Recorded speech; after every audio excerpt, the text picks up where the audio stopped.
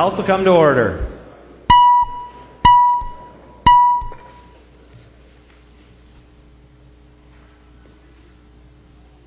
Prayer by the chaplain.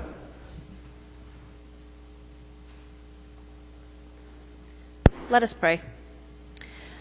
God of all seasons, in your pattern of things, there is a time to keep and a time to lose, a time to cry and a time to laugh, a time to build up and a time to pull down.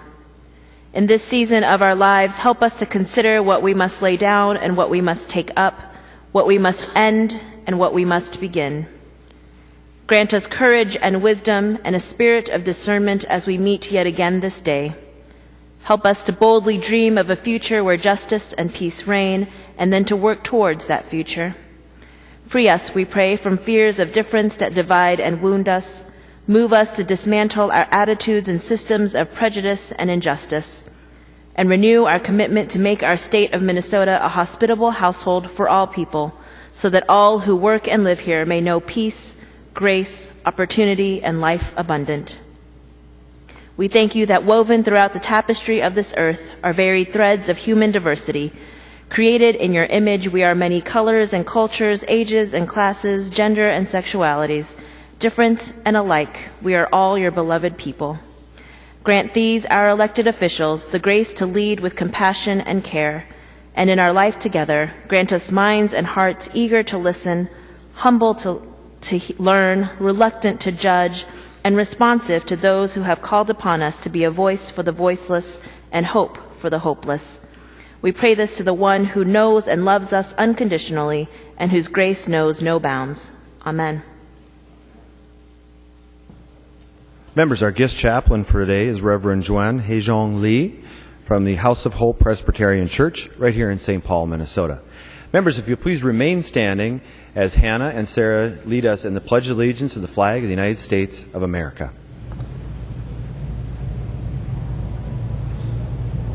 I pledge allegiance to the flag of the United States of America and to the republic for which it stands, one nation under God, indivisible, with liberty and justice for all. The clerk will take the roll.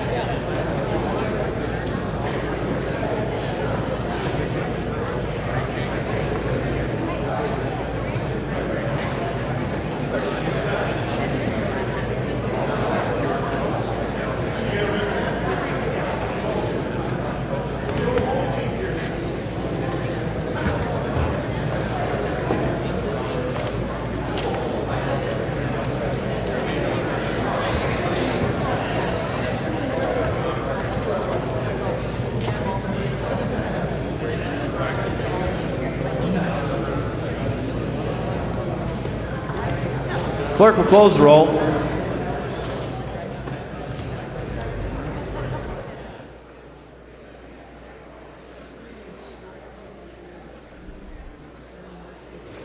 A quorum is present. The clerk will read the journal for the preceding day. Journal of the House, 87th session, 2012, 73rd day, St. Paul, Minnesota, Wednesday, February 15th, 2012. If there are no objections, further reading of the journal will be dispensed with, and the journal will stand as corrected by the chief clerk. Hearing no objections, the journal is corrected stands as corrected by the chief clerk. Reports of standing committees and divisions. Copy of this order of business has been placed on each member's desk. If there are no objections, the motions will be adopted. Hearing no objections, the reports are adopted. Second reading of House files. Second reading, House File 1134. Second reading. Second reading, House File 1992. Second reading. Second reading, House File 2078. Second reading. Second reading, House File 2087. Second reading. Second reading, House File 2173. Second reading. Second reading of Senate files. Second reading, Senate File 134. Second reading. Introduction of House Files. Following House Files have been offered for introduction today. The Chief Clerk will report these House Files and give them their first reading. Introduction and first reading of House Files 2324 through 2343. First reading House File 2324 through 2343. Messages from the Senate. Ansel. Message from the Senate. This is the House motion. Mr. Speaker, I hereby announce the passage by the Senate of the following House file herewith returned as amended by the Senate, which amendment the concurrence of the House is respectfully requested. House File 392, an act relating to education. Signed, K.R. Ludeman, Secretary of the Senate. House moves that the House refuse to concur in the Senate amendments to House File 392, that the Speaker appoint a conference committee of 3 members of the House, and that the House request a like committee be appointed by the Senate. Call the member from Cass, Representative Howes, to your motion. Thank you, Mr. Speaker. I'm refusing to concur because the Senate took out some of the language that I believe is very important, so I want to go to conference. Discussion to the House motion. Discussion. Hearing no further discussion, the motion prevails. Call on the member from Roseau, Representative Fabian. For what purpose do you rise? Mr. Speaker, point of personal privilege. State your point of personal privilege, Representative Fabian. I'd like to introduce to you and our members distinguished guest, Representative Rukavina would say, from Teef River Falls. Ann Tempty is the president of Northland Community and Technical College. Would you please welcome her? Thank you.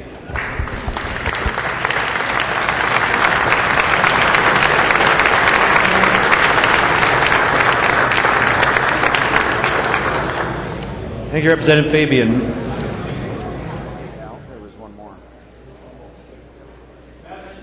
Message from the Senate. Mr. Speaker, I hereby announce the passage by the Senate of the following Senate file herewith transmitted. Senate File 576, signed K.R. Ludeman, Secretary of the Senate.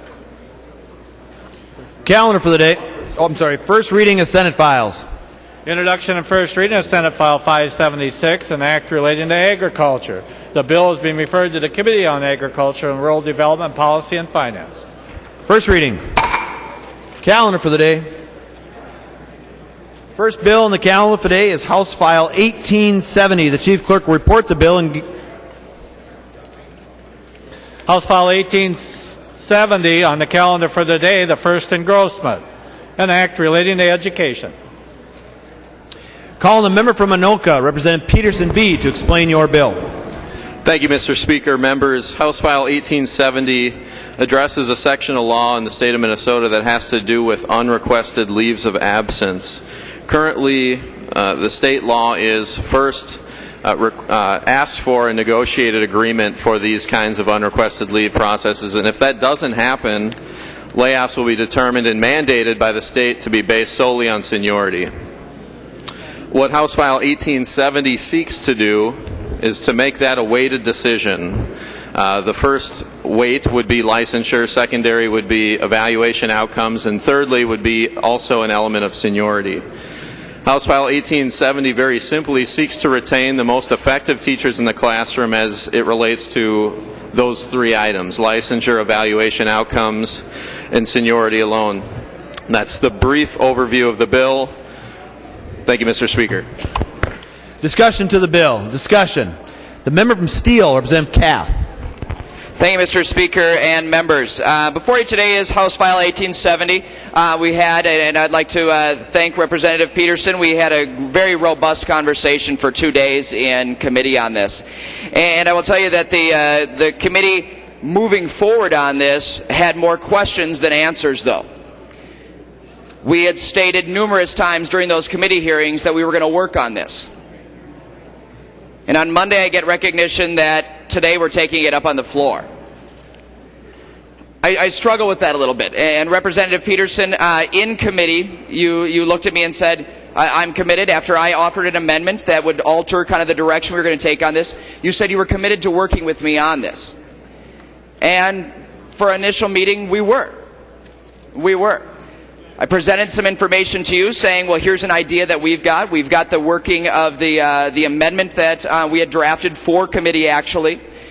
And we had recognized some issues. We have a letter from the commissioner. I made a copy so other people can see it, with some questions. And they are. They're basic questions, simple questions about some issues involving this. As well as, members, you're going to get a handout that is from the Minnesota School Boards Association website. And on their website, they have 2 questions about this bill. So, again, we're looking for some answers. And I know, Representative Petersen, you sent a letter to the commissioner, saying that you were going to be working towards some answers and things, and hopefully we can get some of that today. But I guess the first I would like to see if Representative Petersen would pause for a question. He will yield. Representative Kath. And say, are our negotiations done? Member from Anoka, Representative Petersen B. Thank you, Mr. Speaker. Representative Kath, I certainly hope not. As you know, we've still got some steps left in this process. I'd like to echo your thank you with a thank you of my own for working on the bill. We not only spent 5.5 hours in committee debating this issue, we also spent probably a couple hours outside of committee, just me and you, talking about the issues that you had questions on. As far as your comment as it relates to numerous unanswered questions, you'd have to ask me those unanswered questions for me to answer them. But to very bluntly answer your question, no, it isn't the end at all. Member from Steele, Representative Kath. Well, thank you, Mr. Speaker, and thank you, Representative Petersen. And, shame on me for thinking that we can do something before we actually get to a vote on the House floor. And, members, this is a bill that's not even going to go into enactment until 2016. 2016. And, Representative Petersen, I'm going to tell you, it's not about getting it done, it's about getting it right. This is a very, very, very important piece of legislation that we have the opportunity to do something right with. Because guess what?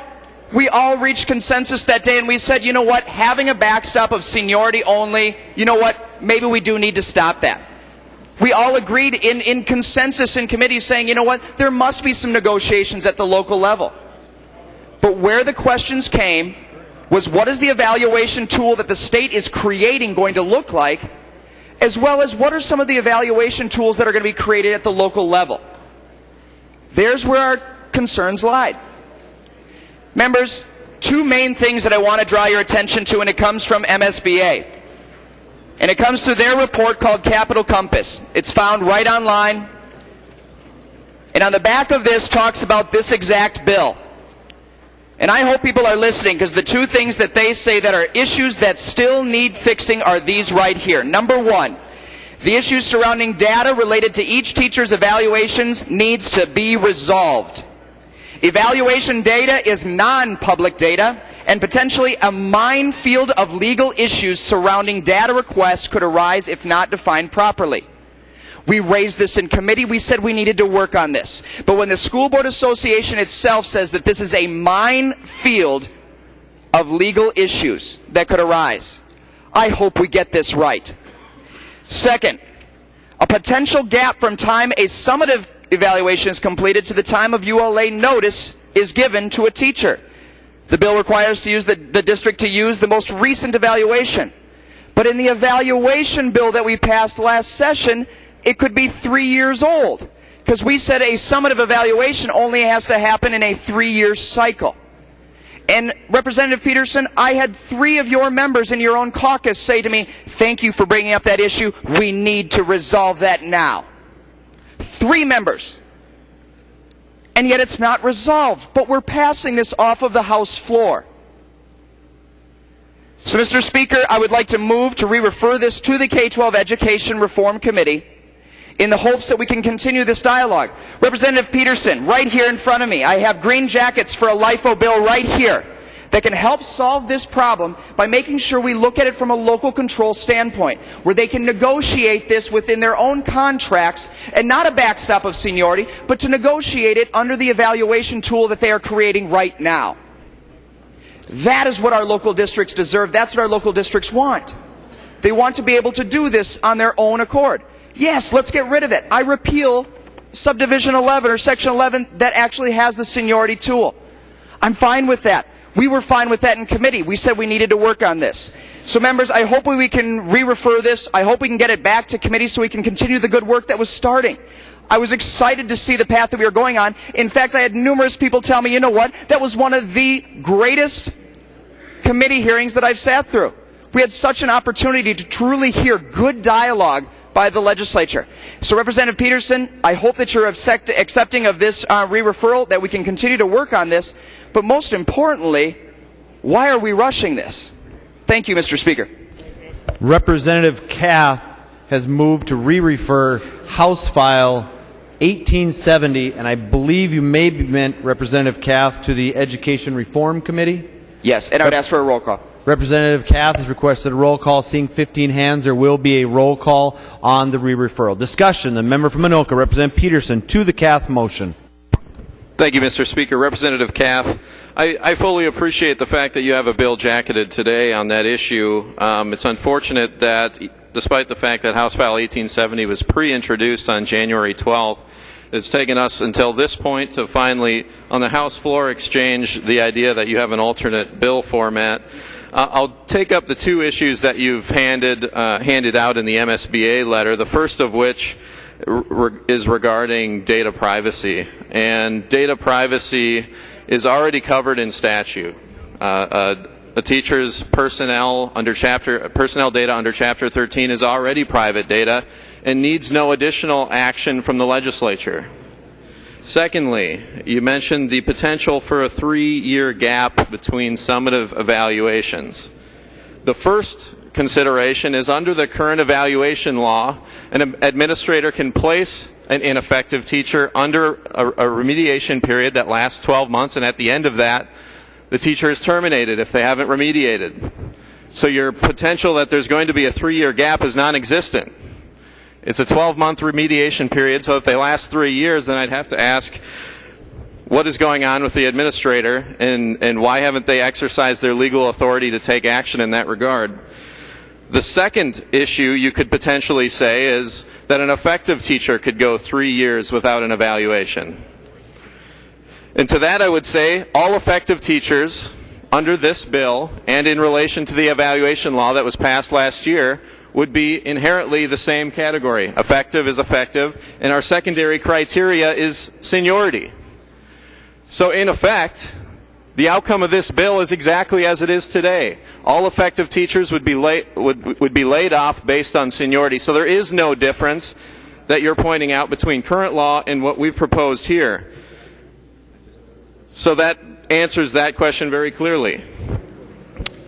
Your contention about whether or not House File 1870 is the right approach or whether we should continue working on this, Representative Kath, please don't fault me for my willingness, Representative Lesch, to work on this issue. I'm a collaborative member, and you know exactly where I'm at on this issue. The fundamental difference between your proposal and mine is that you have a fundamental unwillingness to say that the evaluation law ought to apply to this. And the question, members, is last session the majority in the legislature and the governor signed an evaluation law that said that every teacher will have evaluations in every district, and it is not an option. So why then would we propose a bill that's entirely inconsistent with what we have signed into law by Governor Dayton last session? And I'm moving House File 1870, the first engrossment, because I believe that that embodies the values that the majority holds dear, and that is that teacher performance as it relates to student learning ought to be the #1 consideration, not a cut and dry mandate that says seniority should be the only consideration. So, members, please vote no on the motion to re-refer. Discussion. Member from Steele, Representative Kath, to your motion. Thank you, Mr. Speaker. Well, members, you can't believe everything you hear. And the fact is, Representative Petersen, that the amendment that was brought forward in committee has been altered into bill form, which you got a copy of. I gave it to you. And within that copy, it actually says that they must negotiate a plan that's consistent with Subdivision 8 that actually deals with evaluation. And it repeals the seniority rule. So my bill is doing that. And I will tell you that I acted upon this immediately upon you getting a hearing. We are at the will of the chair, and she chose to take this bill on, and I said, you know what, I've got some ideas on this issue too, and I brought it forward. And that's exactly what I did, and you know that I presented this in committee to you, and I was kind enough to say I will withdraw the amendment by a gentleman's agreement between you and I, because you said that you would work with me on this. And the fact is that we have not had time to work on this. The last time that you gave me any information from the last time that I had presented you with an offer was last night at the State of the State. And then I finally got a digital copy today around noon. And when I then talked to you today, you said that your stakeholders said that you couldn't go any further. That you're going back unless I completely agreed, which it isn't up to me. I said I would take it to my caucus. I would say, hey, what are some ideas that we could play around with here, knowing that you had some language. And I said, well, can we meet on this? Well, no, if you don't agree to the language I gave me, then we're just going to refer back to the original bill. Well, then we have some questions here. The 3-year evaluation is a real issue. The 3-year evaluation is very real, because the state law only says, through No Child Left Behind, that you have to have 3 layers of effectiveness. Locally, somebody could put 6 layers, 8 layers. So now you've got each of those layers competing for seniority. So it's not just about ineffective versus effective, because you could have ineffective, first layer of effective, second layer of effective, third layer. We don't know what it's going to look like for these districts. So then therefore there's a seniority ranking within each of those effectivenesses, and that's exactly what MSBA said here, is a minefield of litigation potential, because that is my data privacy. But if I've got 13 years of educational experience and I'm on tier 4, and somebody with 9 years gets to retain their job and I get put on ULA, I'm going to start to question that. Why did they get to remain and I didn't? What did my evaluations say that somebody else's didn't? That's the litigation. That's the issue here. And that's what we're trying to remedy. That if you can do this under a negotiated plan locally, a lot of this can be taken off of there. Plus, members, we have QComp schools. We have schools that have teachers on special assignment, or what we call TOSAs. We don't even know what their evaluations are going to look like yet, because they wouldn't have student data directed to them because they are not within a classroom, but yet they're still a licensed teacher. And I spoke to you about the language that you just gave to me earlier today, saying that there were some potential problems with that because people couldn't then opt in things that are already in there, such as Montessori, advanced placement, international baccalaureate. Those are not licensed fields, those are certifications. This is complicated. And members, I want you to recognize that we're not in a hurry to get this done today. What I'm saying is, let's bring it to committee, let's talk about these things, see if we can reach some consensus, because you giving me a piece of paper and saying take it or leave it or I'm going back to the old bill today, I don't think is negotiations. We have 2 bills right now that were very similar to each other. The language you gave me and the one I'm presenting as a bill. They're very, very close. We could continue to meet on this, we could build consensus, and then we could bring it forward. A conference committee with the Senate, who has derailed your bill into a very different pathway now, is not the process. Because I don't know if I'm going to be on the conference committee. I don't know if I'm going to be able to continue this conversation. It's in committee that we work on these things. And members, I implore you, please send it back to committee where we can actually work on this. And if you would like to set a deadline, if we would like to as a committee come up with a deadline date to say that we've got, 3 weeks to reach something, then so be it. But I think it's important to recognize that we still have work to be done. These questions are not answered yet. And so I hope that we can find that. And I know that you've informed the body that you want them to vote against this re-referral, but I hope through this conversation you can see that there's some merit to it. Thank you. Member from Anoka, Representative Petersen, to the Cath motion. Thank you, Mr. Speaker. Representative Cath. Members, I'm going to just, Representative Cath addressed a number of different issues outside of the issue of motion to re-refer, and I'm just going to speak to the process piece of his contention. Members, this bill was pre-introduced on February 12th. So there have been literally weeks that have passed Representative Kath has authored a bill, apparently has a bill jacketed today, that he would like to hold up the process for. And in committee, indeed, Representative Kath did, and we did withdraw an amendment in committee, and I acknowledge that.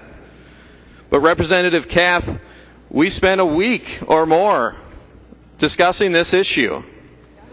And fundamentally, you refused, and the hang-up was, you refused to accept the evaluations as part of the basis for this decision-making process, despite the fact that it's state law, despite the fact that the governor signed it into law last session in conjunction with the majority. And so, members, this issue's been plenty vetted. There's a fundamental difference that says, in my proposal, student achievement and teacher performance as it relates to student achievement ought to be a factor in that decision. Representative Kath does not necessarily believe that to be the case. And as far as the option to have locally negotiated agreements, that is an option. If you've read the first engrossment of 1870, and I know Representative Kath you have, but for the other members, there is a locally negotiated option. And the teacher evaluation system itself can be locally negotiated. So both sides of that can be locally negotiated. So members, please vote no on the motion to re-refer. This issue's been thoroughly vetted, and there's a fundamental difference between our two positions. Thank you. Member from Hennepin, Representative Dabney. Thank you, Mr. Speaker, and members. Representative Kath, thank you for the motion. Members, this bill has not been thoroughly vetted. And if this is important to the education of the kids of Minnesota, then it's important to do it right. If it's important to ensure that we get the most effective teachers in Minnesota's classrooms and retain them when our state funding falls short and layoffs are required, then it's important to get the process right.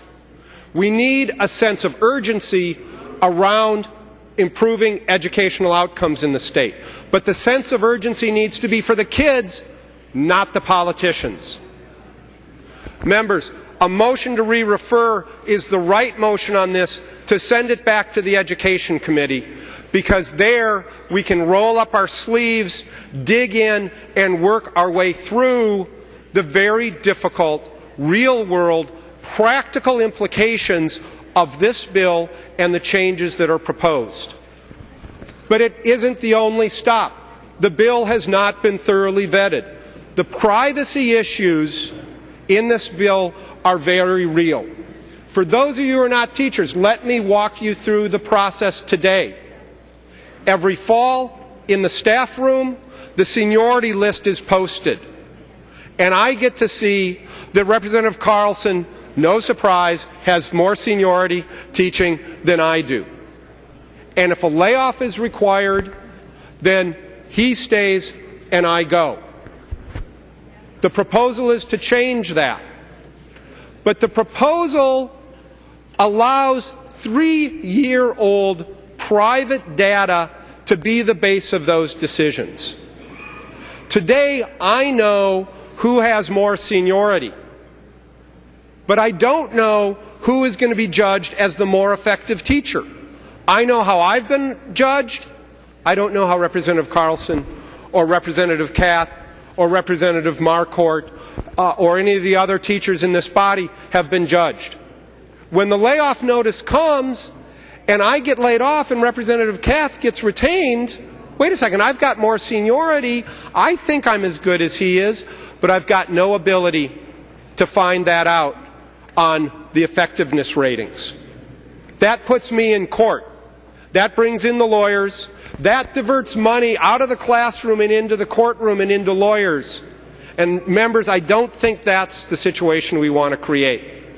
And the effectiveness ratings have been done by a principal who hasn't been judged in the same way that the teachers have. Because Representative Petersen's bill only applies to teachers. The principals retain all of the traditional rights and protections of tenure, but the teachers don't. One set of rules for the boss, another set of the rules for the people who actually do the work of the kids of the state. And members, using 3-year-old data is mismanagement. Nothing short of mismanagement, and we shouldn't put that into statute. So I ask you for a green vote on the Kath motion to send this back to education, and then we need to send it on to civil law, because the privacy issues that the author has ignored and refused to grapple with are important if we want an outcome of retaining better teachers. If this bill is worth doing, it's worth doing right. I ask for your green vote on the Kath motion. Member from Ramsey, Representative Mariani. Thank you, Mr. Speaker and members. Let me first say that I don't think there are very many members here in this body who don't believe that there isn't a legitimate issue that needs to be addressed here. Many of us who are parents, who have had kids in our public schools, probably have run into an unfortunate situation that's right on point here today. And so I think that it is absolutely correct that we address this issue. But I feel like we're kind of playing out a Greek strategy or a Greek tragedy here, where members from both sides, from both parties here, acknowledge that there's an issue that needs to be addressed. And our job as legislators isn't just to address, it's to address it in the best way possible. It is, in fact, to get it right. I had a meeting just recently with several superintendents who, believe me, would love nothing better than to have unfettered authority to make these decisions without the presence of the current statute guiding them. There are some good reasons to support their desire, and there are some not so good reasons to support that desire. But one of the things that they shared with me is they had tremendous concerns with this particular approach. And the concerns, I'm not going to go through them over again, because I think Representative Kath did that quite concisely and eloquently. So this isn't Representative Mariani making this up. These are seasoned superintendents who absolutely want to be able to shape the best teams possible in their schools. And they said, Carlos, this is still tied to an evaluation process that is still being developed. We don't know how that's going to shake out.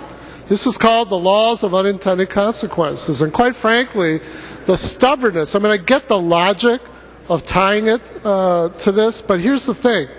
The stubbornness of doing it at this point reminds me a lot of NCLB. The stubbornness that, by God, we're going to get 100% proficiency by the year 2014, and so just stay the course. And so all sorts of good advocates for students applauded that, they accepted it, and now, you'd have to look pretty far and wide to find anyone, regardless of political stripe or community, that thinks that the NCLB approach was totally right. There's a rigidness about legislating that sometimes creates the opposite of what we want to create. Members, this isn't me. This is superintendents who want this power, who have these reservations. They also had reservations because one of them was a greater Minnesota superintendent from a smaller school district, had tremendous reservations about the resources that he currently does not have. And it sure doesn't look at this point like we're about to step up big with resources for folks, for our superintendents, for these kind of systems.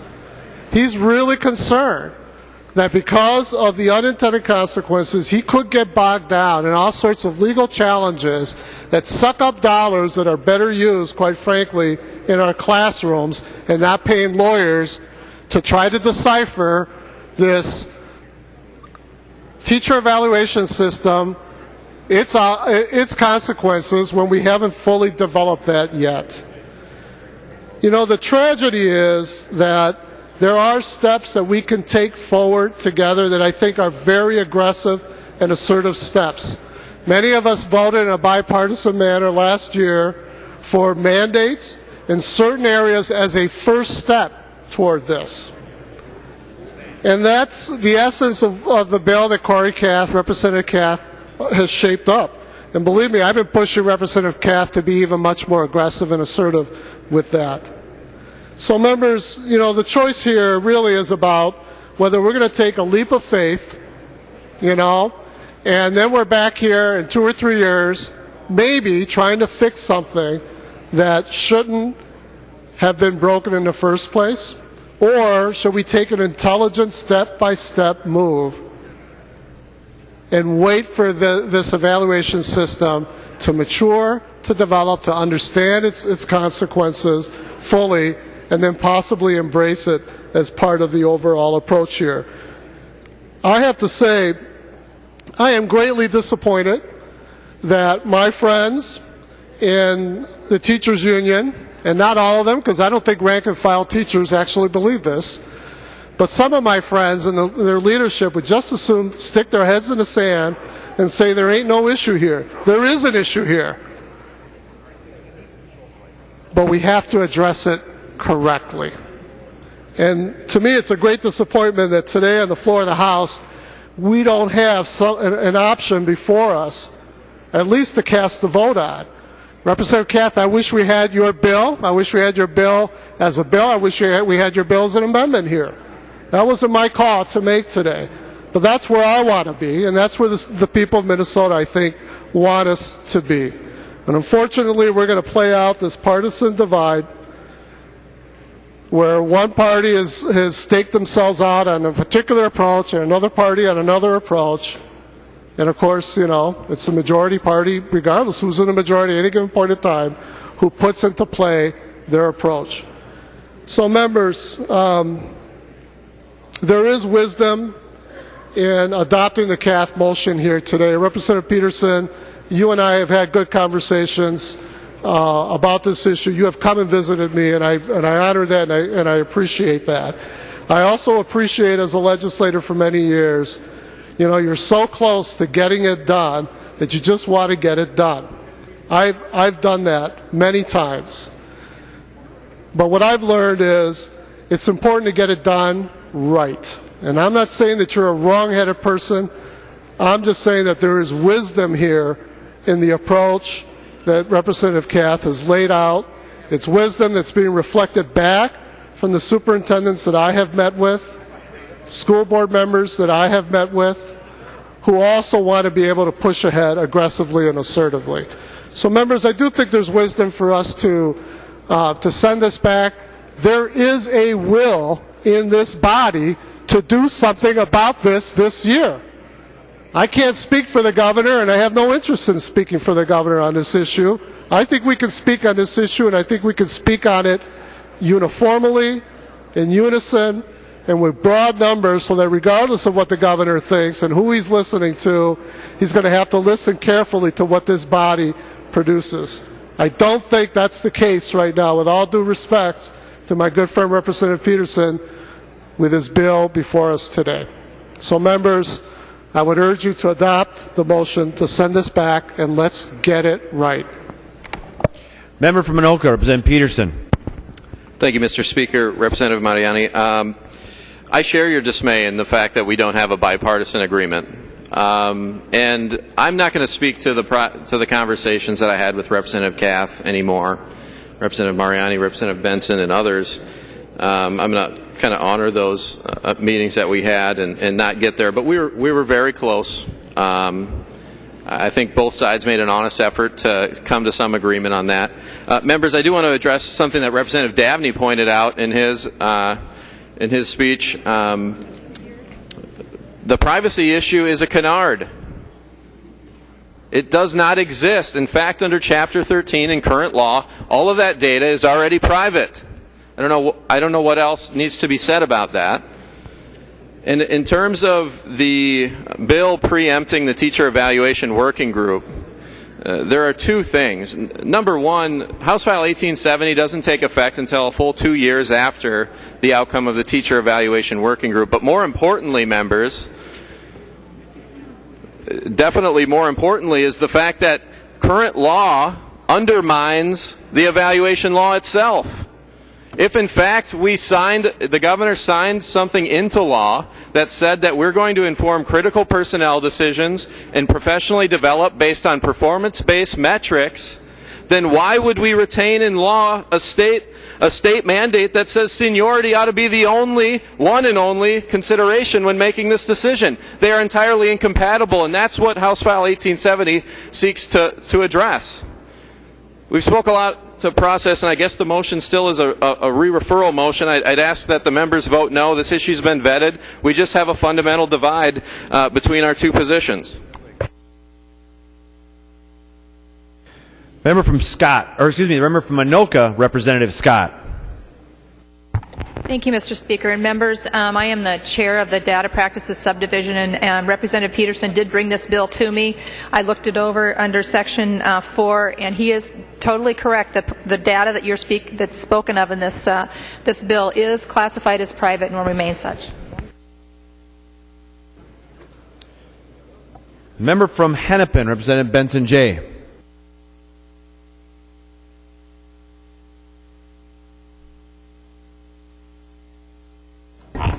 Thank you, Mr. Speaker.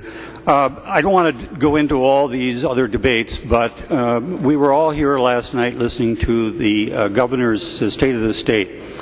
And he said very clearly that bills that did not engender bipartisan support, he would simply not be supporting. So my question to Representative Petersen and those who plan to vote for this: is the exercise simply to have a vote and then we move on and not do anything?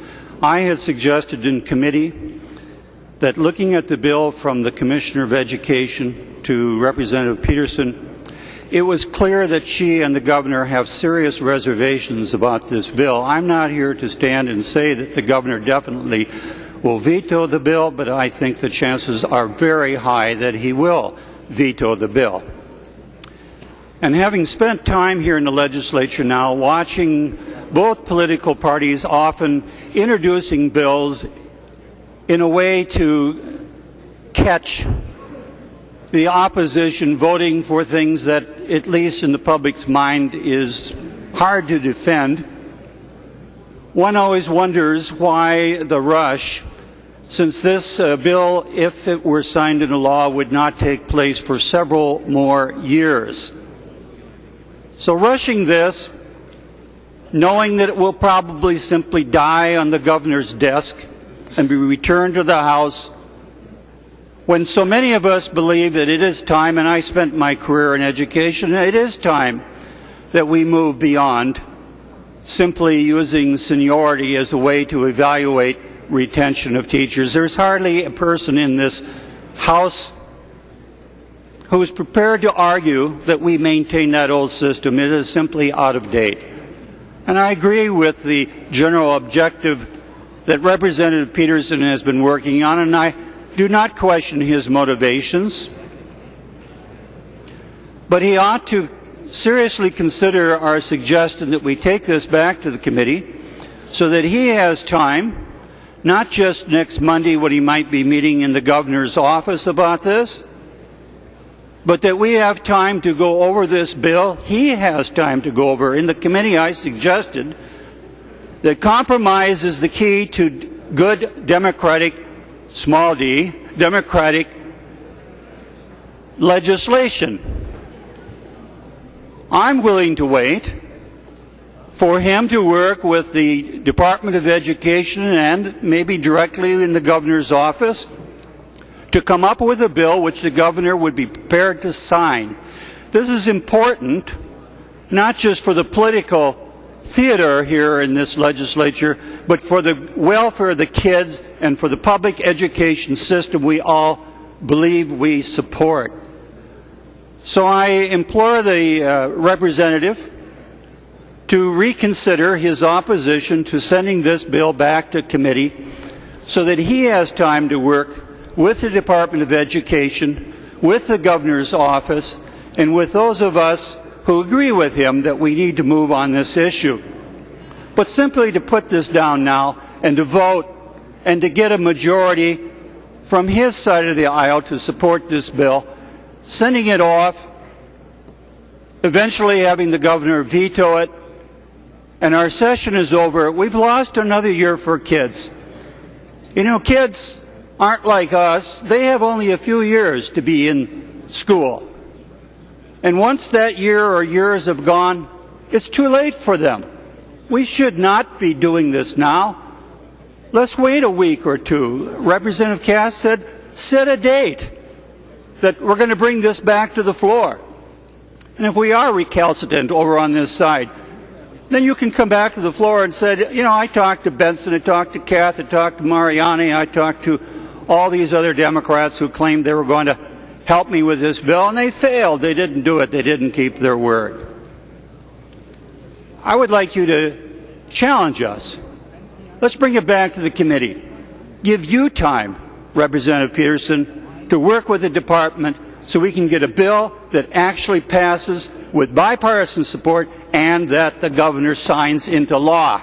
That's the purpose of legislation, to get a bill that actually becomes law, not just to do this for the fun of it.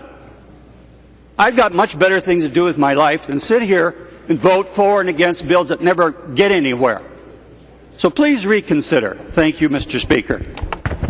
Representative Hayden, are you standing to seek recognition? Appears not. Member from Hennepin, Representative Hillstrom. Pass. Representative Hayden, are you standing to seek recognition? Member from Olmsted, Representative Norton. Thank you, Mr. Speaker. I don't want to be redundant, and I think if this motion isn't successful, there'll be time later to talk about some of the aspects of the bill. But I do just want to say, less than 24 hours ago, we sat in this chamber and we listened to the governor's plea for bipartisanship, working together and working with the teachers and not against them.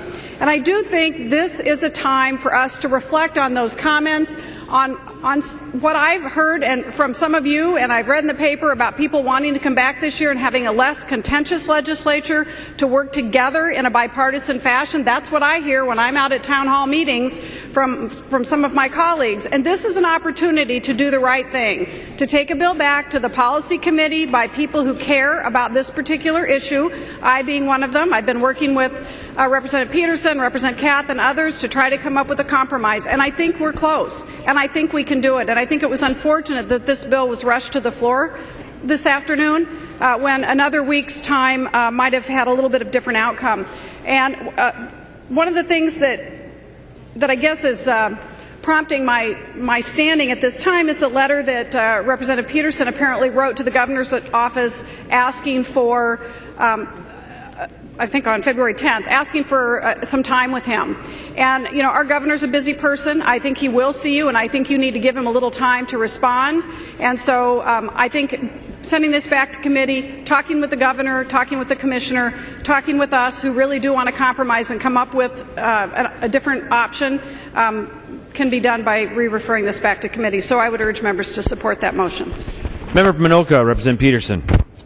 Thank you, Mr. Speaker, Representative Norton, Representative Benson. We did work together. In fact, Representative Benson, me and you discussed 3 amendments in my office, the only 3 amendments, in fact, that you brought to my office. And I adopted every single one of them in committee.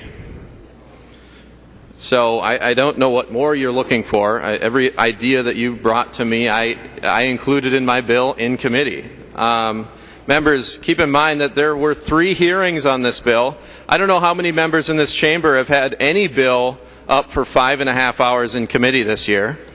I suspect very few, if any. And so this bill has been thoroughly vetted. In fact, inside a committee and outside a committee. And the first hearing on this bill was pre-caucus break. So the caucus break was what, 5 or 6 days? The last hearing was a couple days before that, and the first hearing was a couple days after the caucus break. So just right there on that one break, there were 8-9 days. So in regards to what the governor may or may not do, again, I'm not going to speculate on that. I'm open to working with all comers on the issue. I've met with the governor one time. It was a constructive conversation, and I've got another meeting scheduled next week, and I hope to continue that. Members, this issue, but to say this issue hasn't been vetted or that I haven't accepted Democrat ideas. I accepted the only three amendments that were offered in committee. I accepted them all. So that's just a false statement. And so, members, please vote no on the motion to re-refer. Member from Hennepin, Representative Benson J. Thank you, Mr. Speaker. You're very kind. Representative Petersen, you did accept those amendments. They were, helpful. I'm not suggesting that your motivations are anything but honorable. The question only has to do, as I was saying before, whether or not we can get a bill which really changes the way we evaluate and retain teachers, which the governor and his commissioner will accept and sign into law. That's my only concern. I'm willing to make a number of compromises. My background's 20-some, 30-some years in the teachers' union movement. I was a local president. It isn't particularly easy for me to challenge a union that I've been a member of on some of these issues, as I voted for the alternative teacher certification. If you think that was fun, to approach my union and tell them this is what I'm going to do. So my only concern is that we actually pass legislation that does something, that we get the governor and the commissioner. You're meeting next Monday. Why can't you wait until you find out whether the governor will find a middle ground with you? That's the issue. It isn't whether or not you picked up 2 or 3 of my amendments, and I do appreciate that. That was very nice of you to do it. They were kind of innocuous ones. They didn't really fundamentally change too much in your bill. But it was very nice that you do that. And I've never questioned, and I don't question you now, as to your personal motivations. I think you see this as an important issue, as do I. My only point is, why don't you do it in such a way that we can actually turn it into law? And that means you need a little time more with the commissioner and with the governor. You're going to meet with him anyway. Why don't you? That's my question. Thank you, Mr. Speaker. Seeing no further, the member from Mille Lacs, Representative Erickson. Thank you, Mr. Speaker and members. I would appreciate a red vote on this re-referral for a variety of reasons. Number one, Representative Petersen and I did meet with the governor, and we did try to discuss this proposal, and the governor in fact promised Representative Petersen a subsequent meeting and abruptly canceled it, and that was some weeks ago. So that was in place. Furthermore, we've been here, and I'm in my office from 6 in the morning until 10 at night. So there's every opportunity for someone to come to me from the governor's office, from the commissioner's office, to discuss every bill that comes before policy reform. Secondly, the proposal that Representative Kath is bringing forth was debated in policy last year. It was my bill. It was rejected. And so I don't want to go down that path again, because we've been there and done that. Members, we are ready for true reform, and we need to move now because we have an urgency. We have a waiver that is about to be activated in our classrooms among a variety of schools called Priority, Focus, Reward, and even Celebrations. And we have students who are waiting for an answer to why it is that they're not learning at the level they should. Members, let's keep moving on with this and have the discussions when they should occur, which was starting a year ago. My bill that Representative Kath, for the most part, is introducing was introduced in February of last year, almost exactly a year ago, and its last iteration was in April of last year.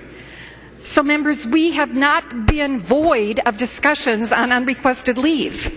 They can and should be occurring. And many times, and I shouldn't say many times, frequently I have asked the lobbyist for Education Minnesota about when, can we talk about what it is that you would like to see in this. And are you going to agree to something? Because members, when special session rolled around last year, I was faced, as Representative Garofalo was, and Senator Olson, with negotiating with the governor an education policy bill and an education finance bill. And everything had been rejected, in fact, vetoed by the governor. But suddenly at this table, there was an urgency for principal evaluation, teacher evaluation, and we accomplished it. And I thought that I did something that was really honorable. I took Representative Briner's provision, which the President of Education Minnesota had touted as their desired proposal, and we worked with that to accomplish teacher evaluation. And now we hear all these complaints, and yet it's what the minority was touting as the desired proposal. So members, there's lots of time, or has been lots of time, for discussions on this very critical issue. But I ask you to vote no so we can have the debate on this floor and find out where people stand on what we're going to do with those children who are so desperately waiting to have learning occur in their classrooms so they can get out of this achievement gap. Seeing no further discussion, a roll call being requested. The clerk will take the roll on the motion to re-refer.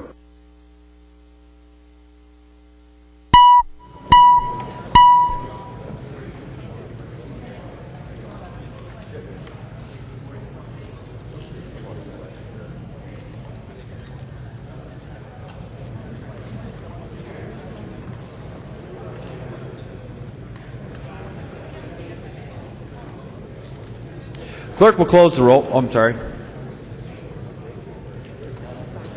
Member from Beltrami, Representative Purcell, votes no. Or votes aye, excuse me.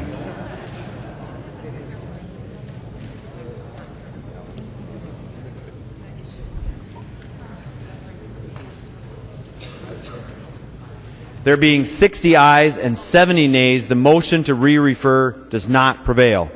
There's an amendment at the desk. The clerk will report the amendment.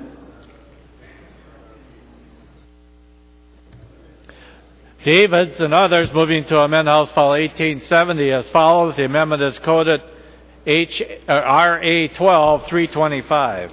Calling the gentleman from Fillmore, Representative Davids, to your amendment. Thank you, Mr. Speaker and members. The 325 amendment simply says that nothing in this subdivision permits a school board to use a teacher's remuneration as a basis for making unrequested leave of absence or discharge decisions.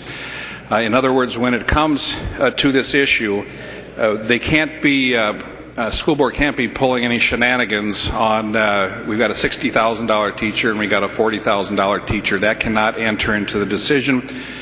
Members, I still have some concerns about this bill, but I think if this amendment goes on, I think we need to move it forward to continue the debate. I'd appreciate your support. Discussion. The member from Anoka, Representative Petersen. Thank you, Mr. Speaker. Representative Davids, I would urge, well, I'll accept it as a friendly amendment. Discussion to the amendment. All those in favor of the Davids amendment signify by saying aye. Aye. Opposed, nay. The motion prevails. Seeing no other amendments at the desk, the clerk will give the bill its third reading. Third reading, House File 1870 as amended. Third reading. Discussion to the bill. The member from Hennepin, Representative Petersen. Thank you. Representative Petersen, I'm sorry. Member from Ramsey, Representative Knuth was up first. I apologize. Thank you, Mr. Speaker. Thank you, Mr. Speaker and members. And Representative Petersen, thank you for taking on this issue and clearly working so hard on it. And Representative Kath and Benson and I know other members have been working on this. I really do appreciate that work. And I think this is a really important issue. And I'm sort of struggling today with my vote. So I had a few questions if the member, if Representative Petersen would yield. He will yield. Representative Knuth. Thank you, Mr. Speaker. And first, I know I heard Representative Kath ask this question, but I'm sorry I didn't hear the answer. And first, do you think negotiations on this bill are done? Member from Anoka, Representative Petersen. I'm open to new suggestions as it relates to the bill, so I'll leave it at that. Representative Knuth. Thank you, Mr. Speaker. And so I appreciate that it sounds like they're not quite done, or you don't consider them to be done. And I would say it doesn't sound like they're necessarily done. And then, so my question is, you're still trying to meet. I have a couple more questions if the member would continue to He will continue to yield. You have the floor, Representative Knuth. Thank you, Mr. Speaker. And so I know you're trying to meet with the governor about this issue, and obviously the governor's signature is part of our process. And so I'm just curious if you still plan on meeting him with after this bill passes to discuss this issue. Member from Anoka, Representative Petersen. Thank you, Mr. Speaker. Representative Knuth. I think that the governor is a very bright individual. He employs very bright staff, and I think that they could potentially bring something to light that maybe I haven't thought of yet. Member from Rams, Representative Knuth. Okay, thank you, Mr. Speaker. And so I'll take that as a yes, from what I can tell. And then the third question, and these are all process questions, because that's really what I'm struggling with here, more than thinking that this is an issue. I'm not sure where this bill is in the Senate, and if you expect, if it's the same as the House, or if you expect a conference committee, or if this is, in the form it's in, going to go straight to the governor's. I haven't followed the process in the Senate well enough. If you could give me some information about that. Member from Anoka, Representative Petersen. Thank you, Mr. Speaker. Representative Knuth, I won't try to preempt the action of the Senate or speculate as to what would happen in conference committee. Obviously, there are voting members in their chamber, and I'm sure that will be something that will be worked out. So I'd rather not speculate as to what their actions are going to be. Member from Ramsey, Representative Knuth. Thank you, Mr. Speaker. And just, is the bill in the same form in this... For Representative Petersen, one more question. He will yield. Is the bill in the same form in the Senate that it is right now that we'll be voting on, or has it passed the Senate? Where is it in the process in the Senate? Member from Anoka, Representative Petersen. Thank you, Mr. Speaker. Representative Knuth, much like the House side where we had 3 hearings, 5.5 hours of testimony, question and answer, back and forth over the course of 2 weeks. I think both chambers are being very careful to allow deliberate conversations around this issue.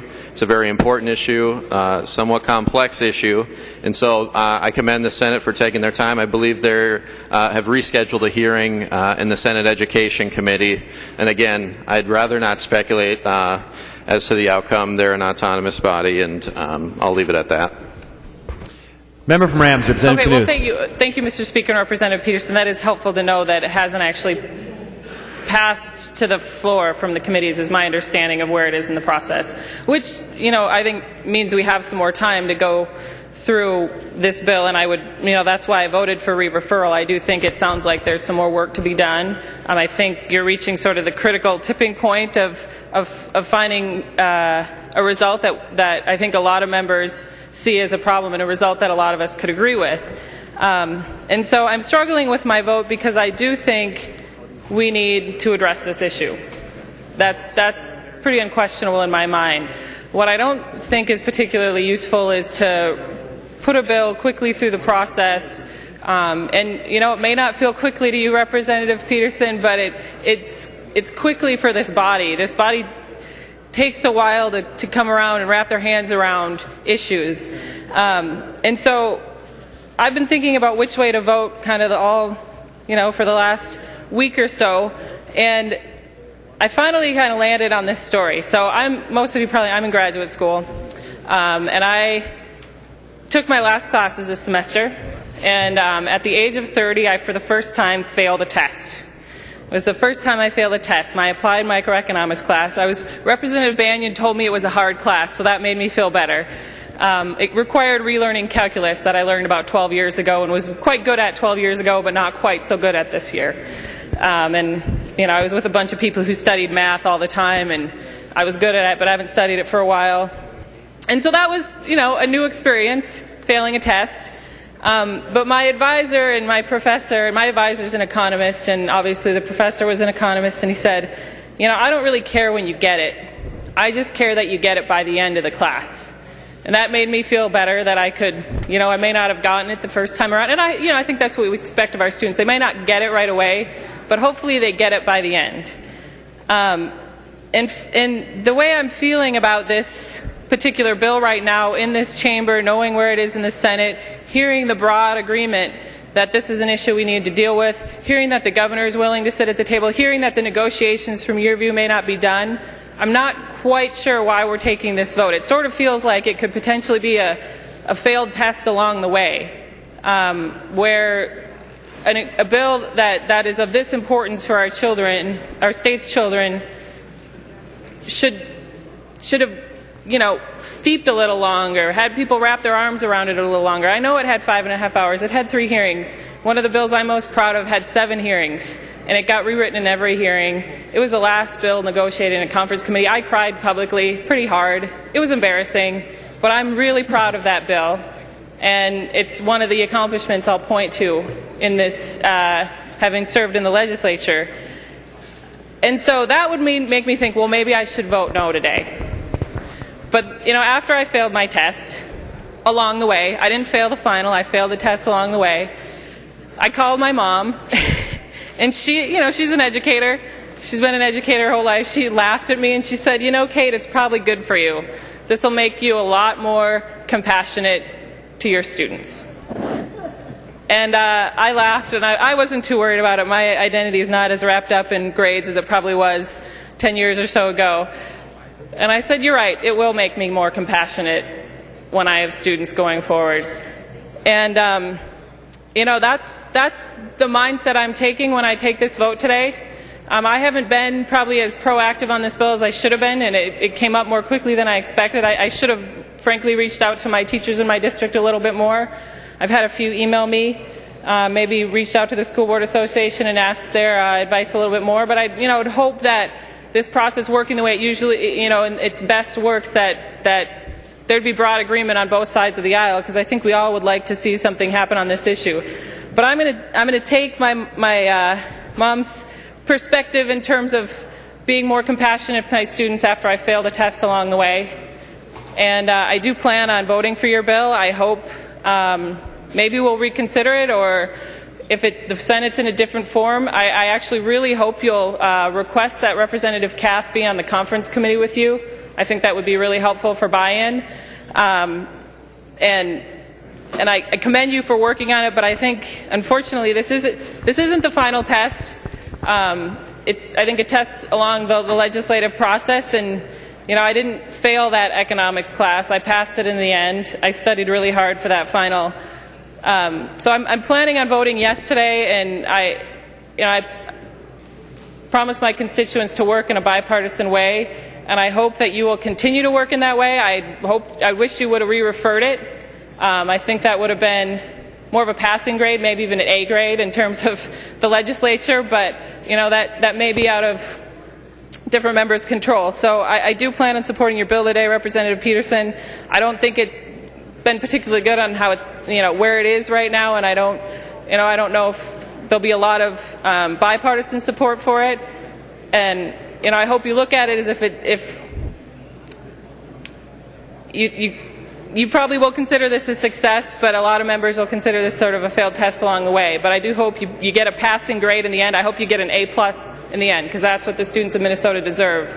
And so I'll encourage you to keep working on the negotiations, be it with the governor, with Representative Kath, and members of our Education Committee in the Senate, because it's too important to get this wrong. I mean, it is too important to get this wrong. And so that's why I'm voting green today, to continue down the process of solving this issue. But I hope that you'll reconsider pushing it through today. Member from Anoka, Representative Petersen. Thank you, Mr. Speaker, Representative Knuth, and I appreciate your comments. I really do. As far as, and maybe I've misconstrued my statements to the minority, very simply, to the people who have dedicated their lives to education and public policy, I leave the door open to suggestions. So if that's misconstrued as a weakness or something like that as to why we shouldn't move on the bill, I guess I'm willing to live with that. I believe there are a lot of people who have great substantive suggestions, and maybe some of them haven't been made. So yes, I'm not going to close the door to anyone who has an idea as it relates to this bill. And I heard your general concerns about the process and general concerns about the bill. It's very difficult for me to address those unless you have a specific concern about the bill. I mean, and that's what we're here for today, and I welcome those concerns that come forward from anyone who has them. Member from Hennepin, Representative Petersen. Thank you, Mr. Speaker. Members, every single person in this chamber wants the very best for our students. We all want our kids to achieve at the highest levels, and we want to work to make sure that to do that we have great teachers helping our kids really achieve at those levels, helping our kids reach their maximum potential. You know, that's what I want as a parent of 3 school-age kids. And in that role as a parent, you know, I've been in schools, my own kids' school, volunteering, and in schools all across this state. And what I've seen there is some amazing kids and also some amazing teachers at work, getting the absolute best out of their students. They really, truly are heroes in our community, working hard to prepare the next generation of leaders. We do have great teachers in Minnesota doing a great job. And after all, we have to remember that we rank among the highest and most education measures in this country, far ahead of places like Florida, for example. Many of those teachers, in fact, are not just doing their job, but they're going above and beyond the call. You know, whether it's buying books with their own money because those books were eliminated due to budget cuts in order to help our students, staying late at work with a student that they weren't even able to reach in a classroom of 40 kids. Our great teachers, frankly, like all of us, would like to do even more. Offer more learning opportunities to their kids, use technology in more innovative ways to connect with kids, provide more one-on-one instruction to help students. That's their mission, and especially for the kids that are falling behind. Unfortunately, these great teachers are being asked to do more, but with less. And in fact, members, this bill doesn't do a thing about that. Which brings me to the big elephant in the room tonight, or today. We're no longer funding our schools like this legislature should be, and more importantly, like Minnesotans want us to. I saw that a poll was handed out by Representative Petersen.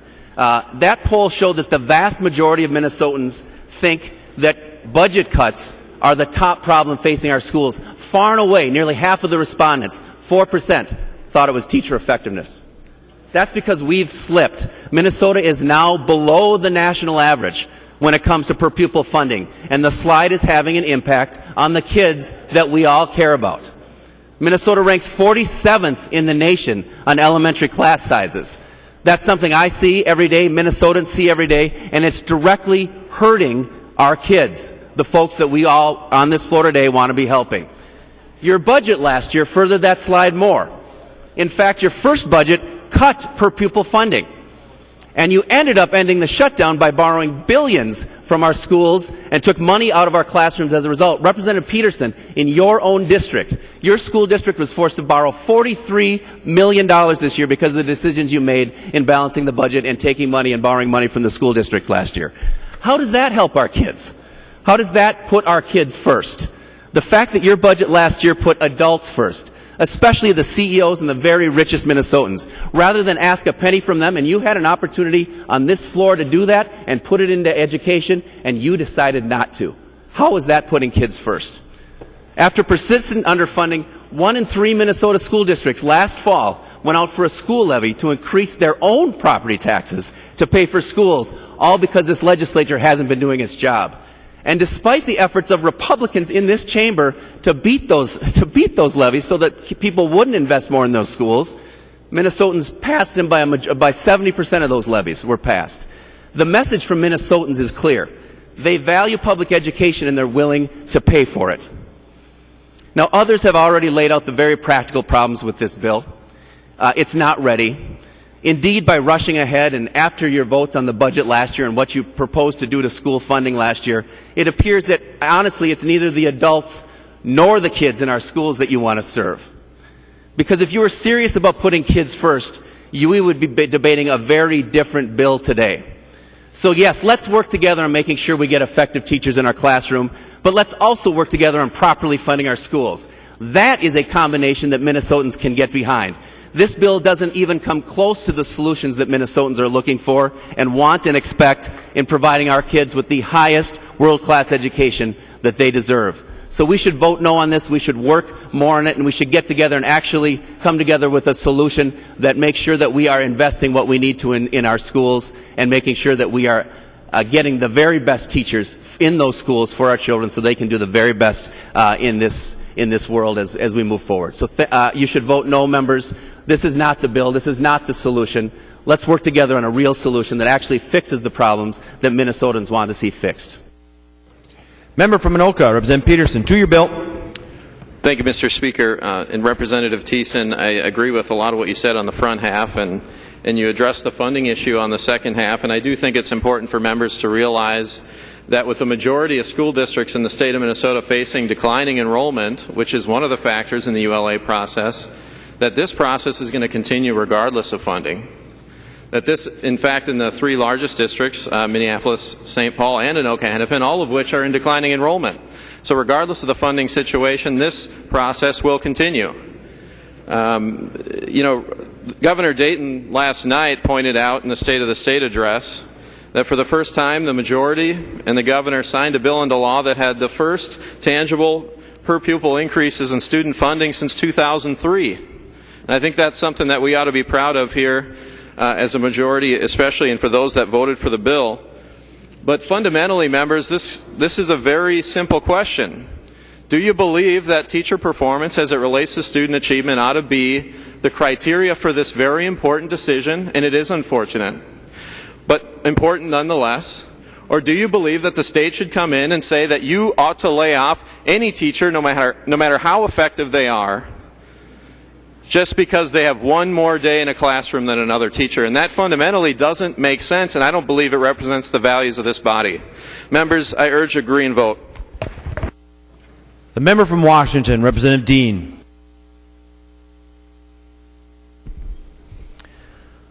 Well, thank you, Representative Petersen and the members of the education committees that worked very, very hard on this bill. This is part of a reform agenda that we've been working very hard on. One of the things that we are very proud of is our freshman class and their commitment to education reform, the achievement gap, and making a real difference for kids in the schools. That's something that they have brought forward from the very beginning, from the minute that they were elected, and they have been ever so merciless in pushing us forward and pushing these reforms to finally happen. Representative Benson, you pointed out that children can't wait. Well, they can't.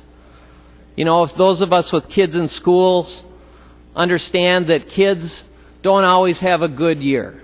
Sometimes they have good years and sometimes they have rough years. And when a kid has a rough, bouncy year, it's tough to see your own kid like that. It's tough to see your own kid struggle in math, struggle in reading, struggle in science. Maybe they got the bad group of friends. Maybe it's just they're growing up and they get bounced off to the side a little bit. And there's those tenuous months where the kid can go one way or go the other way. And the only thing standing between that kid and success is the teacher in front of the room, in front of the blackboard. And we have the ability to say we have some control over this. We don't have to be quality blind when we lay people off. We don't have to do that. We don't have to be seniority only. So my question to the body is Minnesota going to be last in? Are we going to be the last state in the country that says that we're going to be quality blind when we look at teachers? Right now we're one of 11. One of 11. One of 11 states in the country. That's embarrassing. That's embarrassing. We need to do better. We need to do more. We need to do it now. You know, I listened very carefully to Governor Dayton last night when he gave his speech. I enjoyed the way he started out his speech when he talked about his dad's farm. I thought that was really something that kind of hit through, talked about legacy, talked about moving forward and doing the right thing. He said we needed to invest more in jobs and we need to invest in a stronger educational system. The business community agrees. Moms and dads agree. But when I talk to my constituents, they say, why aren't you guys doing this already? That just makes common sense. Invest more in jobs. That's what the governor said. Invest more in a stronger educational system. This bill meets both tests. This bill meets both tests. And I'd like to address some of the concerns of the minority that were brought forward, that perhaps this is moving along too quickly, that perhaps the governor isn't completely assured of where he's going to be on this. Well, I can tell you that as a person who is on the minority side with a governor of my own party, I sat where you're sitting. And I was looking at bills that I wasn't sure what the governor was going to do. And sometimes in the minority, you have to take a leadership role with the governor too. When you put up all green, and I challenge you to do that, it sends a strong message to the governor, makes it pretty hard to step back. You put up all red, you give him he can go either way. You can give him room. That's what he wants. A lot of latitude. I can sign it, I cannot sign it. See a lot of red Democrat votes. That's politically, that's easy to do. I understand that. Understand that from being in the minority. But I also understand that there's a time to lead and there's a time to stand up for kids. Now, the governor said last night, you bring us your best ideas, I'll bring you my best ideas, we'll move forward. The bill's author has been working on this tirelessly in committee with the governor, with Democrats. Reach out. Challenge you. Reach out. Take a leadership role. Put a green vote up on the board. Send a message to the governor that we can move forward. As Representative Benson said, our kids can't wait. Let's do this right now. Seeing no further discussion, the clerk will take the roll on the bill as amended.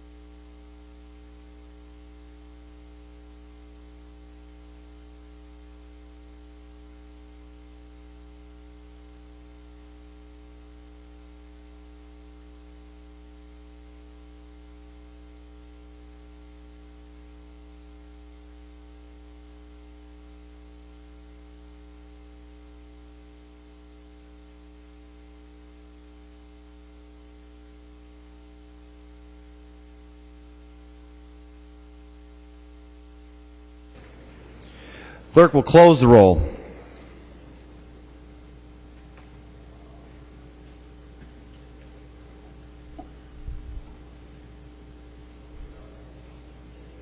There being 68 ayes and 61 nays, the bill is passed. Its title is agreed to. Next bill on the calendar today is Senate File 247. The clerk will report the bill.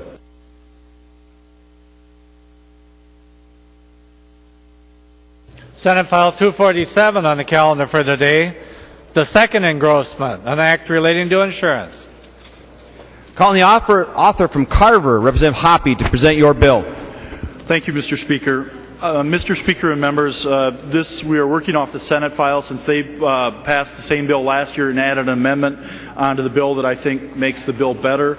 We have heard this bill in a number of committees. I think it has bipartisan support. We have tried to make this a work in progress and tried to make it a good bill that will help and do the right things for both the PEIP fund, the public employees insurance pool, and teacher education. I'll hit some of the highlights on the bill.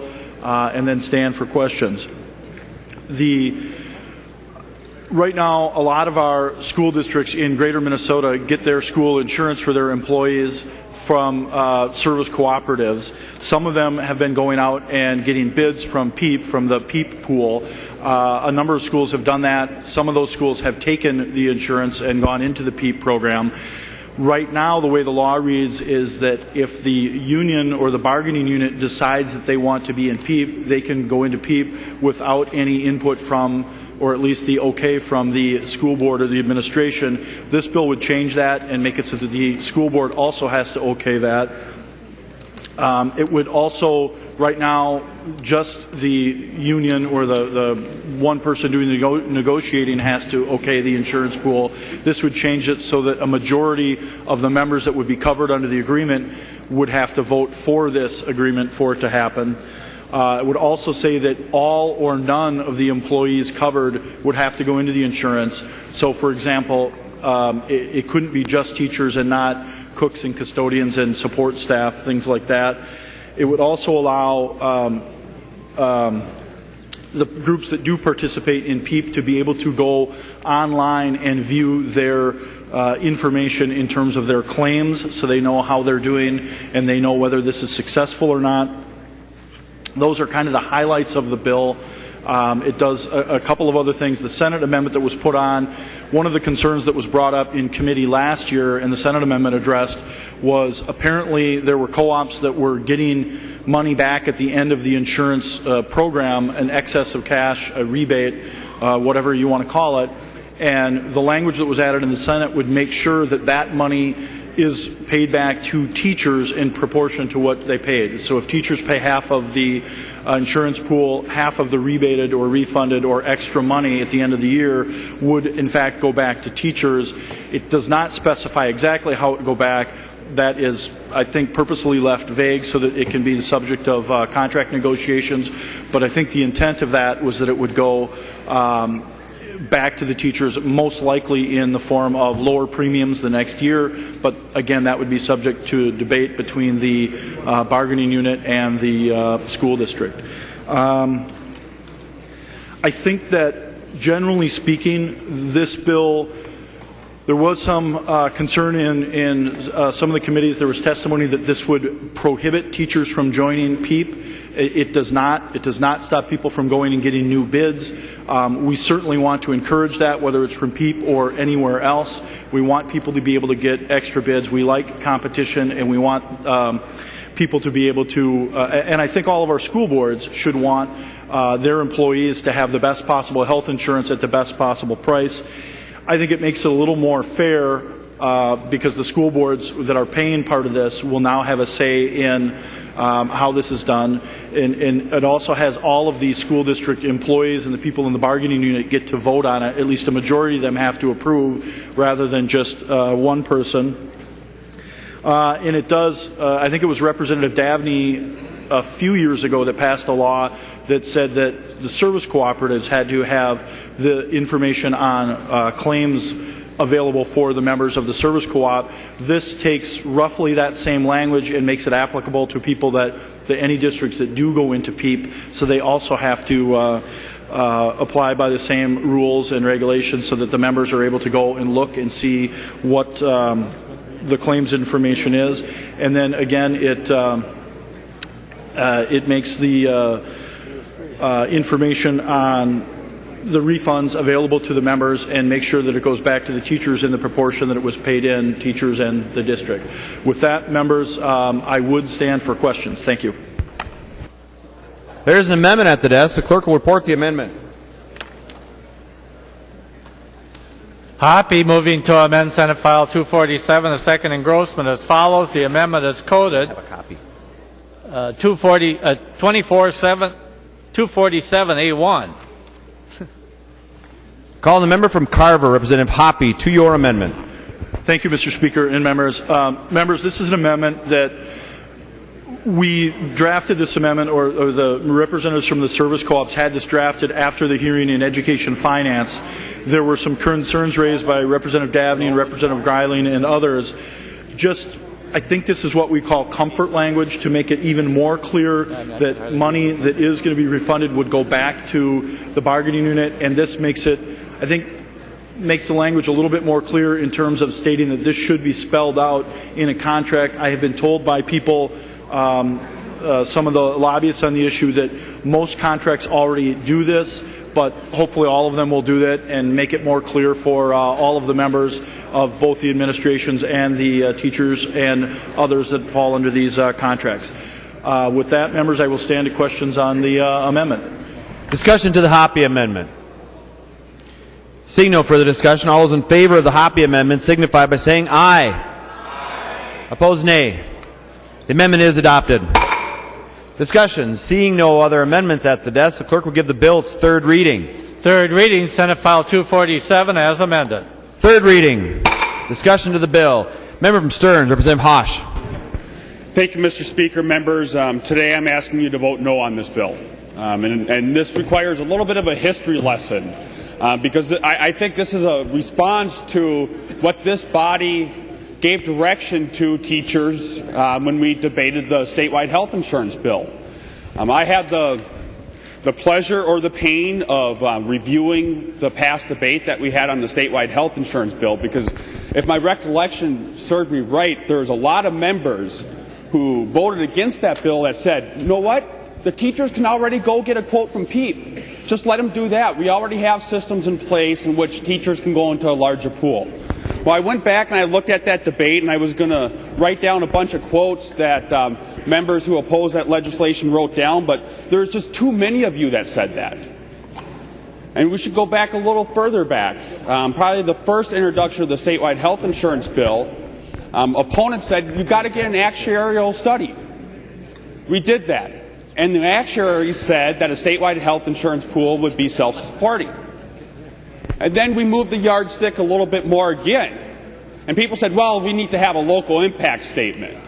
We need to make sure this doesn't cost our local school districts more money. Well, Representative Broad, when she served in this body, requested that local impact statement.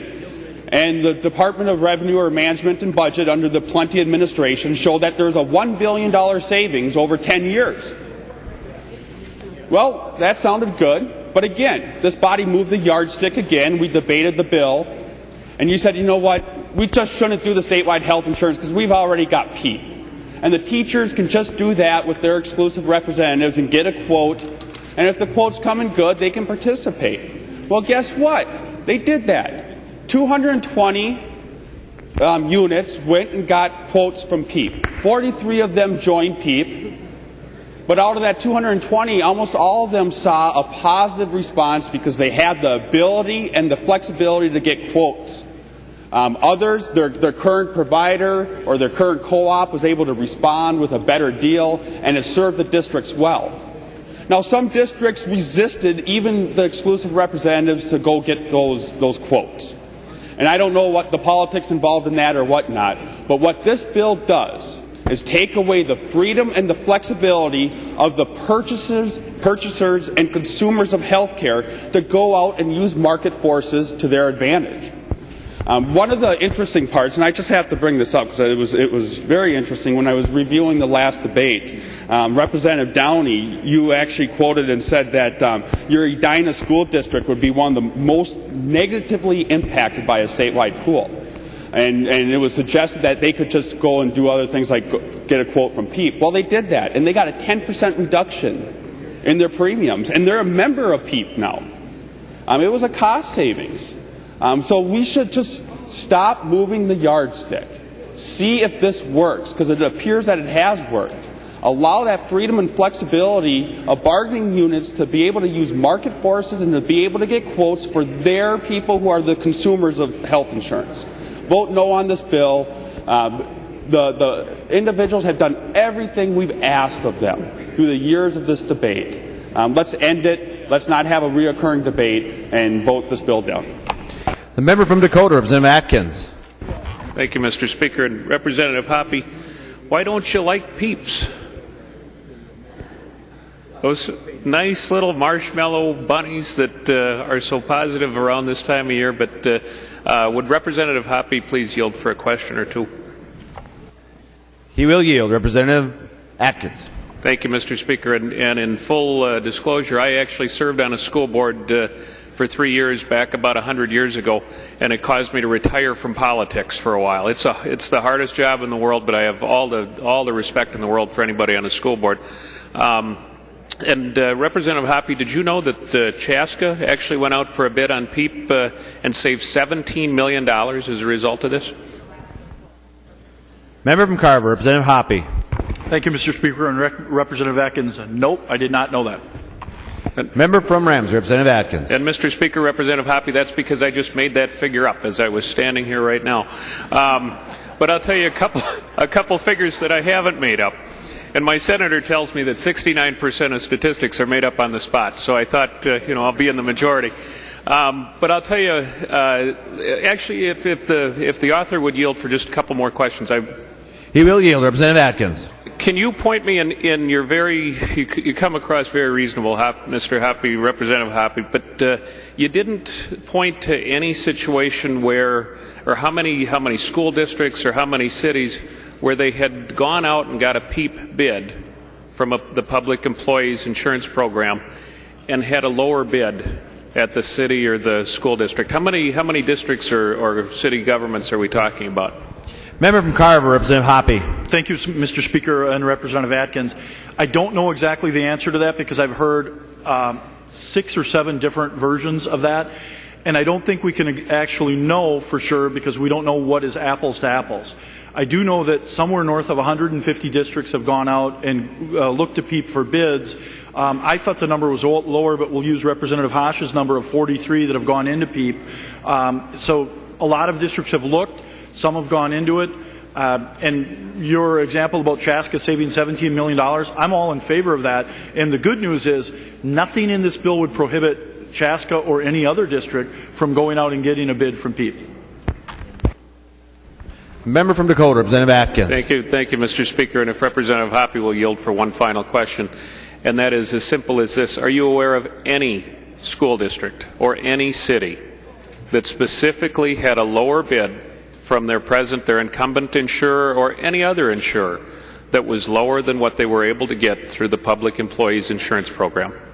He will yield. The member from Carver, Representative Hoppe. Thank you, Mr. Speaker and Representative Atkins. I'm not sure, but I would say the answer is probably yes. I think it's very likely that there were districts that had bids through a co-op, went to PEIP, got a lower offer, and then a lot of them, I know, went back to the co-ops, and the co-ops were willing to match that. So I think there are a lot of districts that saved money by doing that, and I'm all in favor of that. And if we can have that kind of competition, I'm all in favor of that. And again, I don't think there's anything in this bill that would prohibit it. Member from Dakota, Representative Atkins. And thank you, Mr. Speaker, and thank you, Representative Hoppe, because you just made the argument for why we ought to vote against the bill. It's working. Every once in a while, government gets it right. We talk about reform, we talk about doing it better, faster, and cheaper, and doing it in a new way, a reformed way. The fact is, this is working. Last year alone, 220 districts went out and looked. 43 took up bids. And in many cases where they didn't take the bid from the Public Employees Insurance Program, it's because they got the incumbent insurance company to drop their rates, sometimes 10, 15% in real-world numbers, because I asked Representative Hoppe if we're aware of any specifics. If we were aware of any specifics, trust me, we'd be trumpeting those. There would be handouts. We're very good at handing things out here on the House floor.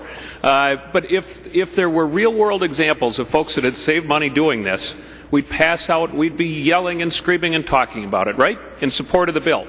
The fact is you can't point to anybody that's doing that. The way that it's working now, and this is from a former school board member, is working great. Why mess up with something that's working? Why go out and solve a problem that's not a problem? In Duluth, for example, they saved $1 million last year and $1.7 million this year. In White Bear, which didn't opt to go to PEIP, they saved a couple $2 million, by simply going out and getting a bid from the Public Employee Insurance Program. And the incumbent insurer, which was, according to the testimony in committee, which was going to jack up the rates, I believe by double digits, actually ended up lowering their bid. It's working, folks. This is a bad bill in search of a problem that doesn't exist, and we ought to vote no. Discussion. Member from Blue Earth, Representative Breinert. Thank you, Mr. Speaker. First of all, let me say the issue here is not the right of any bargaining unit to go out for a bid from PEIP. That right still remains. This bill does not remove that right. From my perspective, and I was the original author of this bill 3 years ago, the heart of this bill is a fairness issue. And that is it's also a legal issue from my point of view. What is the fiduciary responsibility of elected officials in the decision to purchase insurance? To totally remove elected officials from that decision-making process, from my point of view, is unconscionable. I also would argue you should not totally remove the bargaining unit. That is a process that is shared in any public entity, a city, county, or a school district. And this bill simply argues for the appropriate role of elected officials in that process. Discussion. Seeing no further discussion, the clerk will take the roll on the bill as amended.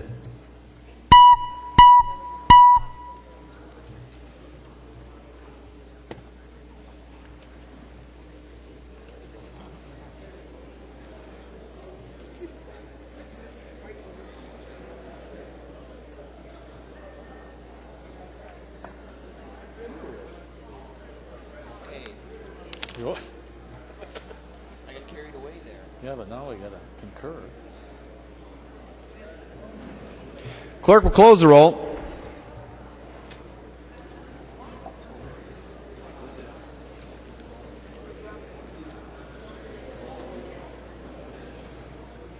There being 71 ayes and 58 nays, the bill is passed as amended. Its title is agreed to.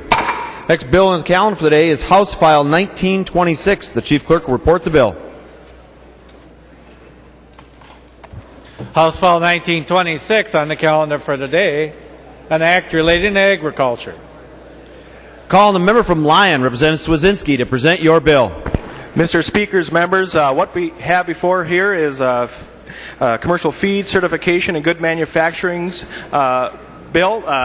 This bill sets forth rules for the Minnesota Department of Agriculture to set forth and do commercial feed certification for good manufacturing practices. In 2011, the FDA, along with Congress, so with the Food Modernization Act, passed a wide sweeping change on the scope on the way food and feed are manufactured within the state. Those rules really are looking to focus on prevention rather than dealing with incidents of things happening with food production. This bill sets forth for manufacturers that are looking to gain good manufacturing practice certificates on a voluntary basis to invite the Minnesota Department of Agriculture to do these inspections. This will allow Minnesota businesses that are looking to do export across the world. What's happened since these rules were put into effect at the federal level is countries have adopted these rules as necessary for import. So I've got a company in Marshall, Minnesota that has run into roadblocks when it comes to export to the countries of Brazil, Mexico, and others because of these rule adaptations by those foreign countries. Because we need to take action today, because the feds have not said about the rules. They're still going through their process. And as soon as the feds take up their process and create their rules for these inspections, our statutes that we're taking up here today will simply go away, and we'll adopt the Fed rules. I'd appreciate a green vote. Thank you. Seeing no amendments at the desk, the clerk will give the bill its third. Give the bill its third reading. Third reading, House File 1926. Third reading. Member from Nicollet, Representative Morrow. Thank you, Mr. Speaker. Thank you, Representative Swedzinski. All I was going to say is Representative Swedzinski is a good bill, makes sense for our ag community. I thank you for bringing it and encourage members to vote yes. The member from Ramsey, Representative Hansen. Thank you, Mr. Speaker. Would Representative Swedzinski yield for a question? He will yield. Representative Hansen. Thank you, Mr. Speaker. Representative Swedzinski, you mentioned federal rules and that this is a temporary thing, and I think in committee we mentioned about medicated feeds, and could you maybe just clarify that this does not affect medicated feeds, or it does or does not affect medicated feeds? Mr. Speaker, yeah, this bill... Member from Lyon, Representative Swedzinski. Sorry. This bill will mimic a little bit of the inspections for medicated feed, but only for non-medicated feed exports. There is also a fee that is involved with this bill for simply affecting, because it is a voluntary program, the Minnesota Department of Agriculture has simply never had direction and never had to deal with a situation like this. We are simply moving this bill forward at a volunteer basis that those businesses can invite the Minnesota Department of Agriculture in to do the inspection. It's simply a cost-covering measure. So. Discussion. Seeing no further discussion, the clerk will take the roll on the bill.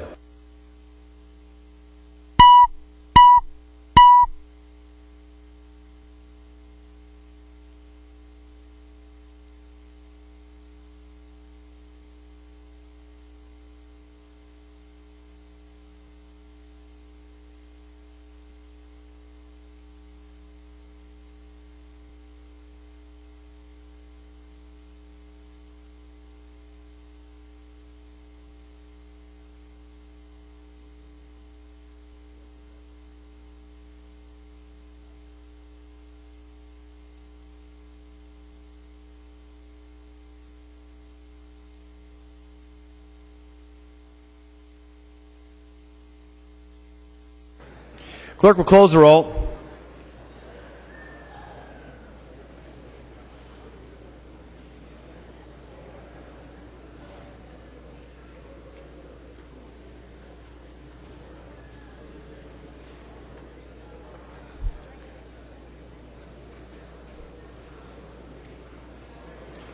There being 129 ayes and 0 nays, the bill is passed as title is agreed to.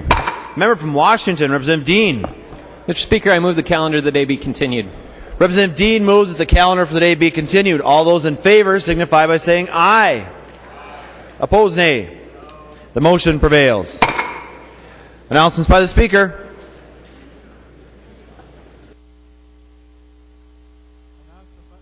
Announcement by the Speaker. The Speaker announces the appointment of the following members of the House to a conference committee on House File 392. Howes, Sanders, and Ward.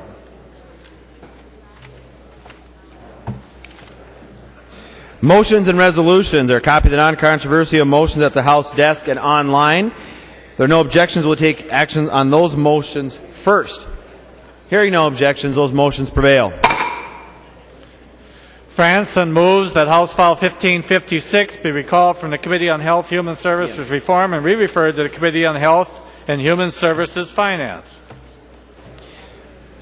Call the member from Douglas, Representative Franson, to your motion.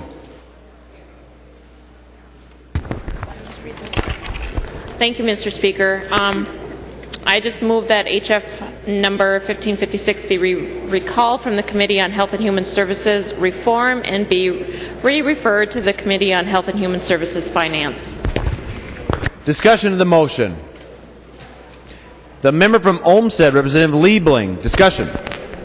Thank you, Mr. Speaker. I wonder if Representative Franson would yield to a question and just to explain a little bit more what the bill is and why she's asking for it to be moved. She will yield. The member from Douglas, Representative Franson. Mr. Speaker. Yes. Representative Liebling, this is an accreditation bill, and just want to bring it over to the reform or to the Finance Committee because it deals with money. Further discussion. Seeing no further discussion, the motion prevails. Petersen moves that House File 2897 be recalled from the Committee on Health and Human Services Reform and re-referred to the Committee on Higher Education, Policy, and Finance.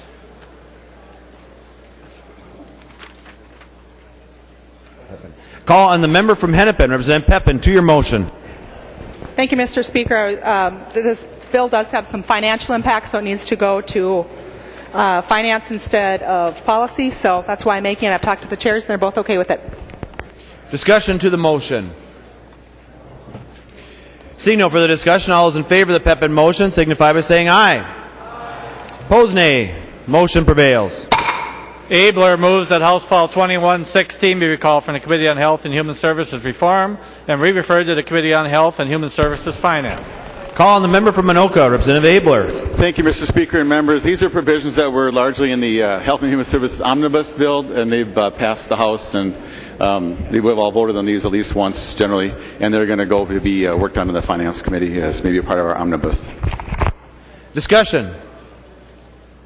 Seeing no further discussion, all those in favor of the Abler motion signify by saying aye. Opposed, nay.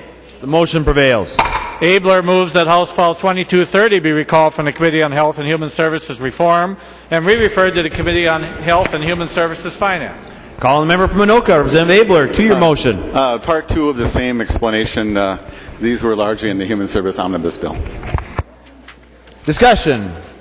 Seeing no further discussion, all those in favor of the Abler motion signify by saying aye.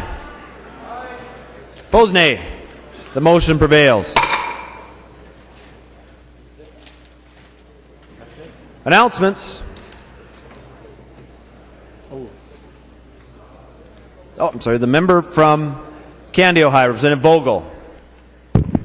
Thank you, Mr. Speaker. Point of personal privilege. State your point of personal privilege, Representative Vogel. Thank you, Mr. Speaker. I'd like to draw your attention to the resolution that was just passed out to your desk here, that next week is National and in the state of Minnesota Entrepreneurship Week, running from February 18th through the 25th. And we would just like to recognize the entrepreneurs that make up 75% of our businesses throughout our country, and encourage the youth of our country to focus their innovative ways in which entrepreneurship education can bring together the core academic, technical, and problem-solving skills essential for future entrepreneurs and successful workers in the future workplace.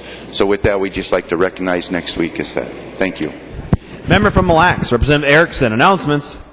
Thank you, Mr. Speaker and members. Remember that the Legislative Audit Commission Selection Committee is waiting for your ideas for the 2012 topic, the program proposals. So please get those in. They're due by Wednesday, February 29th, and you can give them to Representative Rickanson or to me or to I guess any responsible legislative assistant, which they all are, and they'll get them to the proper source. Thank you. Announcements. Seeing no further announcements, I call the member from Washington, Representative Dean. Mr. Speaker, I move that when the House adjourns today, it adjourns until 3 p.m. Monday, February 20, 2012. Representative Dean moves that when the House adjourns today, it adjourns until 3 p.m. Monday, February 20th, 2012. All those in favor signify by saying aye. Opposed, nay. The motion prevails. Representative Dean. I move the House do now adjourn. Representative Dean moves that the House do now adjourn. All those in favor signify by saying aye. Opposed, nay. The motion prevails. The House stands adjourned until 3 p.m. Monday, February 20, 2012.